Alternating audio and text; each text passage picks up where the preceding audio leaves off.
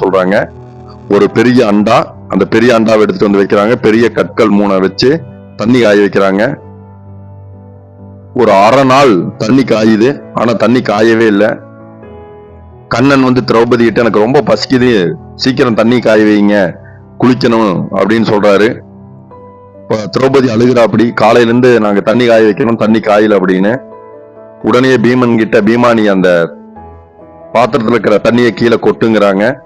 இப்ப அந்த தண்ணியை கீழே கொட்டுன உடனே அதுக்குள்ளார இருந்த ஒரு தவளை, சின்ன குட்டி தவளை தப்பிச்சு ஓடுது. இப்ப கண்ணன் சொல்றாரு, நான் இவ்வளவு நேரம் அந்த தண்ணி காயாததுக்கு என்ன காரணம்னா, நான் எப்படியாவது காப்பாத்துவேன் அப்படின்னு அந்த தவளை வந்து அந்த தண்ணிக்குள்ளார எனக்காக வேண்டிட்டு இருந்துச்சு. இப்போ நீங்க எடுத்து தண்ணியை காய வைங்க, தண்ணி காஞ்சிரும். அந்த தவளையை காப்பாத்துறதுக்காக நான் வந்து தண்ணி காயக்கூடாது அப்படின்னு வேண்டிக்கிட்டு இருந்தேன். இத பார்த்த திரௌபதி, நம்ம இவ்வளவு நாள் வந்து நம்ம தான் வந்து